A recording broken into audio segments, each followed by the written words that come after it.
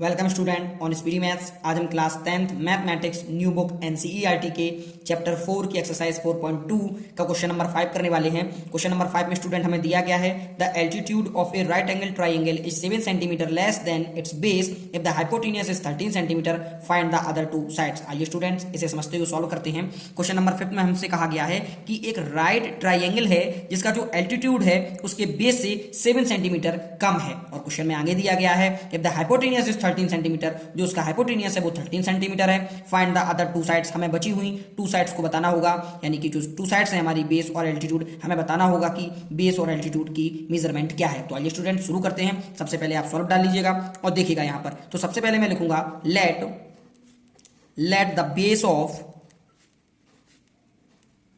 Right triangle is equal to x. Student x centimetre आप consider कीजिएगा। मैं यहां पर जो राइट ट्राइंगल है उसके बेस को एक्स सेंटीमीटर कंसीडर करता हूं। So the altitude of A right triangle, अब आप स्टूडेंट गौर से देखिएगा, हमने बेस को जो राइट एंगल ट्राइंगल का था उसे एक्स कंसीडर किया है, तो जो उसका एल्टीट्यूड होगा क्वेश्चन में कहा गया है वो 7 सेंटीमीटर कम है बेस से। तो हमारा बेस यदि एक्स है तो जो हमारा एल्टीट्यूड होगा वो होगा एक्स माइनस 7 सेंटीमीटर। आइए स्टूडेंट कंडीशन पर चलते हैं जो क्वेश्चन में कहा गया है। उन्होंने हाइपोटेनियस भी दिया गया है, तो आप लिखिएगा हाइपोटेनस इज इक्वल टू 13 सेंटीमीटर। स्टूडेंट अब आप देखिएगा हमारा एक राइट ट्राइंगल है, यानी कि इस ट्राइंगल में हम पाइथागोरस थ्योरम का यूज कर सकते हैं। हमें बेस भी दिया गया है, एल्टीट्यूड भी है और हमारे पास हाइपोटेनस भी है। तो आप लिखिएगा by using Pythagoras theorem. Student आप पाइथागोरस थ्योरम का यूज कीजिएगा। स्टूडेंट हमारी जो पाइथागोरस थ्योरम होती है वो होती है हाइपोटेनियस का whole square is equal to base का स्क्वायर प्लस एल्टीट्यूड का स्क्वायर। अब आप गौर से देखिएगा, आपको जो वैल्यूज दी गई हैं आप यहां पर पुट कीजिएगा। हाइपोटेनस आपका 13 है तो आप 13 का स्क्वायर कीजिएगा। बेस आपने x माना था तो आप इसे x का स्क्वायर कीजिएगा। एल्टीट्यूड आपका x माइनस 7 था तो x माइनस 7 का आप स्क्वायर कीजिएगा। स्टूडेंट अब आप इसे फर्दर सॉल्व कीजिएगा। तो जब आप 13 का स्क्वायर करते हैं तो आपका आता है 169। एक्स का स्क्वायर करने पर आपका होगा एक्स स्क्वायर। अब आप एक्स माइनस 7 के जो होल स्क्वायर है इसे आप ओपन कीजिएगा तो आपका होगा x square plus 49 minus 14x। आप एक्स स्क्वायर और एक्स स्क्वायर को ऐड कीजिएगा तो आपका होगा 2x स्क्वायर। आप लिखिएगा माइनस 14x प्लस 49 इज इक्वल टू 169। अब आप स्टूडेंट 169 को लेफ्ट हैंड में लाइएगा तो आपका होगा 2x स्क्वायर माइनस का 14x प्लस 49 माइनस 169 इज इक्वल टू 0। स्टूडेंट अब आप इसे सॉल्व कीजिएगा तो आपका होगा 2x स्क्वायर माइनस 14x। जब आप 169 में से 49 को माइनस करते हैं तो स्टूडेंट आपका होगा माइनस का 120 इज इक्वल टू 0। अब आप स्टूडेंट देखिएगा प्रत्येक टर्म से आप 2 को कॉमन लीजिएगा, तो जो ही आप 2 को कॉमन लेते हैं आपकी इक्वेशन होती है x square minus 7x minus 60 is equal to 0।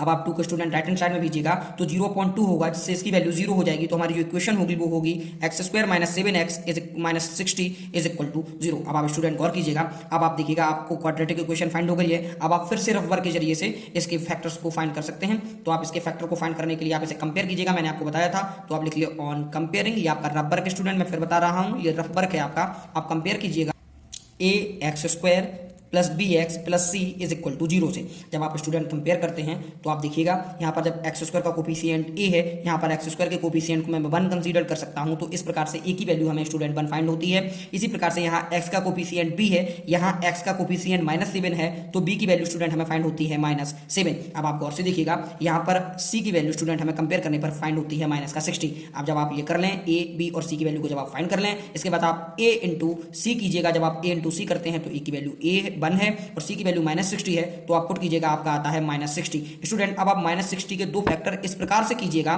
कि इनका मल्टीपल करने पर हमें 60 आ जाए और ऐड करने पर माइनस का 7 आ जाए। तो स्टूडेंट आप गौर से देखिएगा, मैं माइनस का 12 और प्लस का 5 लेता हूं। जब आप माइनस के 12 और प्लस के 5 को ऐड करते हैं तो आपका माइनस का 7 आता है, और जब आप मल्टीपल करते हैं तो माइनस का 60 आता है। अब आप माइनस 12 और प्लस के 5 को आपकी मिडिल टर्म है इसे एक्सटेंडेड फॉर्म में लिखिएगा। तो आप लिखिए एक्स स्क्वायर माइनस 12x प्लस 5x minus 60 is equal to 0।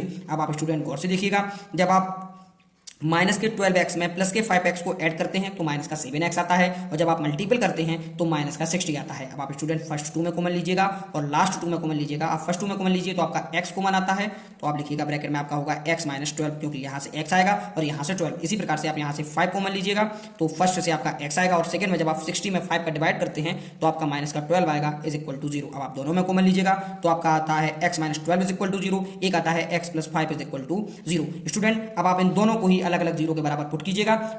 Student अब आप इन दोनों ब्रैकेट को अलग अलग 0 के बराबर पुट कीजिएगा, तो आप लिखिएगा when x minus 12 is equal to 0 then x is equal to 12, आपको एक वैल्यू फाइंड होती है। अब आप लिखिएगा x plus 5 is equal to 0 then x is equal to minus का 5। स्टूडेंट आपकी जो डिस्टेंस है या दूरी है या लेंथ है वो कभी भी नेगेटिव नहीं होती, यानी आपकी जो माइनस में x की वैल्यू आई है इसे काउंट नहीं किया जाएगा। तो हमारी जो x की वैल्यू जो काउंट होगी वो है 12, और मैंने स्टूडेंट जो x था वो बेस को माना था, तो बेस की वैल्यू स्टूडेंट इस हिसाब से हमें मिलती है 12 सेंटीमीटर। अब हम बात करते हैं एल्टीट्यूड की। एल्टीट्यूड को स्टूडेंट मैंने माना था x माइनस 7 सेंटीमीटर यहाँ पर, तो आप x की वैल्यू को पुट कीजिएगा तो 12 minus 7 is equal to 5 centimetre. आपको कोई भी प्रॉब्लम लगी हो आप कमेंट बॉक्स के जरिए से पूछ सकते हैं। आपने पूरा वीडियो देखा, इसके लिए बहुत बहुत धन्यवाद। Thank you.